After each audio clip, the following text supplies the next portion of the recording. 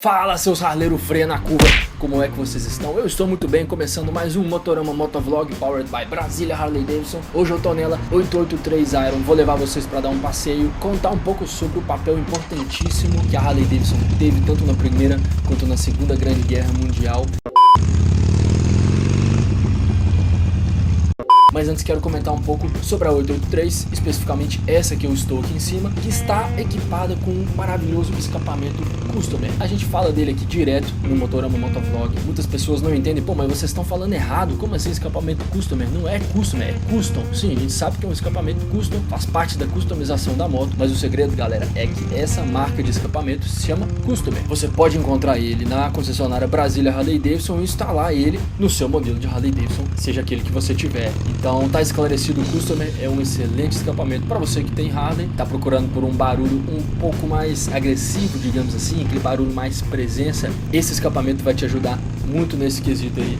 Agora, 883 não tem muito mistério, né? Eu me amarro em andar nessa moto porque ela tem um papel muito importante na história da Harley Davidson, um papel importantíssimo, assim como toda a linha Sportster, eu diria, mas a 883 Iron pra nós ela é super importante porque ela é a moto dessa geração, eu diria assim, ela tem um papel importantíssimo pra nós. Estamos nessa altura da vida, muitas vezes estamos começando a andar de moto, já tem o sonho de ter uma Harley, essa é a moto que vai ser aquele sonho realizado. Muitas vezes eu tenho diversos amigos que têm essa moto, vejo que todos eles são muito felizes e eu entendo o porquê dessa felicidade quando eu tô aqui em cima dela andando. Tudo bem, ela é a de entrada, ela é a moto mais barata, ela que tem os menores números, né, em termos de potência, mas até isso é muito importante. A gente tem que lembrar da importância do menos, né? Às vezes o menos é mais, e é por isso que eu acho que eu gosto tanto da 883 Iron. E eu volto a falar, discordo de todas aquelas pessoas que dizem que não é uma motocicleta para viajar. Eu ainda não tive oportunidade de viajar com ela, mas assim que pintar uma oportunidade eu vou encarar, caso seja preciso, e vou embora porque eu sei que ela vai se comportar.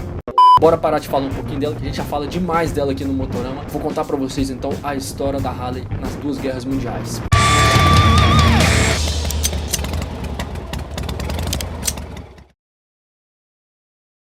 A Harley Davidson teve um papel muito importante no auxílio às tropas americanas durante as guerras mundiais, tanto a Primeira quanto a Segunda Guerra. E se tratando da Primeira Guerra, entre 1917 e 1918, metade de todas as motocicletas da marca foi enviada ao exterior para serem usadas pelos soldados em combate. E foi nesse período também que a Harley foi consagrada como a maior fábrica de motos do mundo, com a presença em 67 países e mais de 2.000 concessionárias, isso já na época.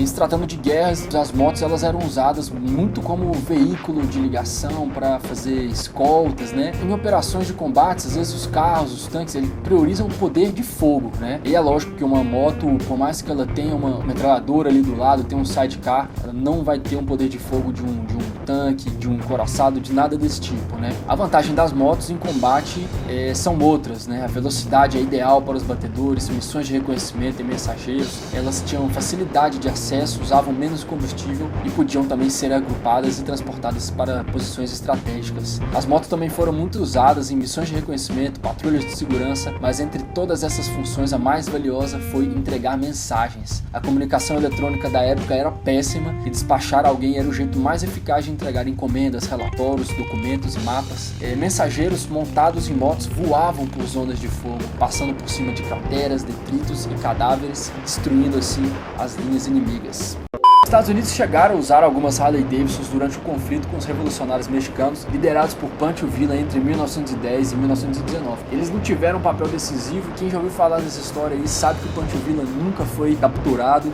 então o exército americano não obteve êxito nessa guerra, mas ainda assim as Harley Davidson passaram por um bom teste, eu diria, e esse teste trouxe aí algumas inovações e provou o potencial das máquinas, tanto para o uso militar quanto também para o uso civil.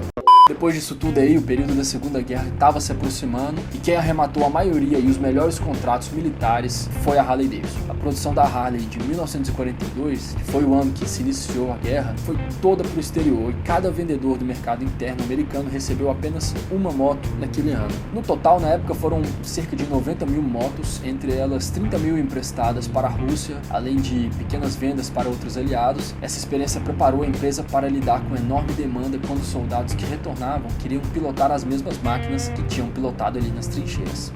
E além disso tudo, a Harley-Davidson teve uma sacada genial, que foi disponibilizar para os oficiais do exército um curso sobre a mecânica da motocicleta que eles iam utilizar na guerra. Isso foi sensacional, porque além de poder fazer com que os caras resolvessem algumas questões técnicas ali no campo de guerra, fez com que eles ficassem muito mais apegados à motocicleta que tinham, e isso gerou um engajamento ainda maior, e está relacionado também um pouco ao início do surgimento dos motoclubes, um momento muito legal também da história da moto, e muito legal da história da guerra também. A moto que foi utilizada para ir para o exército foi a Harley-Davidson WLA. A Harley já tinha a WL, que foi uma motocicleta criada inicialmente para uso civil. Então, em 1941, um ano antes do start da guerra, ela desenvolveu a WLA, que é uma versão adaptada para o exército, por isso o A no final, que significa Army, exército em inglês. O modelo WLA era uma motocicleta de 2 cilindros, impulsionada por um motor a gasolina refrigerado a ar, tipo V, 4 tempos e 4 ciclos, e diferia do modelo civil por ter recebido um porta-bagageiro de couro maior e mais resistente em ambos os lados nas laterais traseiras, um porta-munição metálico na lateral esquerda da roda frontal, um porta-metralhadora em couro na lateral direita, uma proteção frontal similar a um para-brisa em material plástico transparente, uma placa de aço para proteção do cárter, e recebeu também a pintura em verde oliva e os respectivos emblemas e marcações típicas do exército americano. Além disso, ela tinha disponibilidade de trabalhar sempre com as luzes apagadas para poder reduzir a visibilidade noturna e fazer com que elas fossem menos detectadas, em trechos mais intensos de guerra. E o paralama também dela era diferente. Ele era um pouco mais largo e sem as partes laterais ali, para evitar, ou pelo menos tentar reduzir o entupimento de lama que ocorre aí em terrenos enlamaçados. Mesmo sendo pesadas e com embreagem de pé e mudança na mão, a maioria dos que utilizaram, mesmo fora do exército americano, gostaram muito da moto e confiaram nessa grande máquina, pois eram muito robustas e aguentavam altas velocidades durante longos períodos de tempo. Agora, uma curiosidade: dentro da Força Expedicionária Brasileira, a nossa FEB, que foi enviada para os campos da Itália entre 1944 e 1945 e participou de diversos combates, existe uma das unidades que é o pelotão de polícia, e ele empregou diversos tipos de veículos, e dentro deles 2 motos Harley-Davidson WLA de 1942. E aqui no YouTube existem alguns vídeos de pessoas usando elas hoje em dia, principalmente as de 1942 e 1943. E essas 2 que foram utilizadas pela FEB durante o período da guerra vieram para o Brasil em 1945, com o final da guerra, e foram incorporadas a outras que foram empregadas ainda por muito tempo no exército brasileiro em diversas unidades, e algumas ainda podem ser vistas em mão de colecionadores. Vale ressaltar que, embora a motocicleta tenha entrado na Segunda Guerra Mundial com um papel muito significativo, a sua importância foi diminuindo à medida em que a guerra progredia e novas formas de comunicação iam surgindo, como o rádio, por exemplo. Mas elas tiveram uma sobrevida no pós-guerra, porque quando a guerra acabou, o exército americano tinha motos em demasia. Só Harley-Davidson eles tinham comprado 90 mil unidades aproximadamente, e eles não tinham mais o que fazer com tantas motos. Com certeza, meus amigos, a cultura de motociclismo como conhecemos hoje deve tudo às motos militares. A atuação das motos, principalmente nas guerras mundiais, deixou um grande legado, e uma das principais responsáveis por este legado é a Harley-Davidson. É isso aí, seus freia na curva. Esse é o fim de mais um Motorama Motovlog. Muito obrigado por terem assistido. Por favor, deixem um like no vídeo, escrevam um comentário aí compartilhando o que você achou desse vídeo com nós. E é claro, se inscreva no canal e continue acompanhando o canal Motorama, porque muitos vídeos novos virão a cada semana. É isso!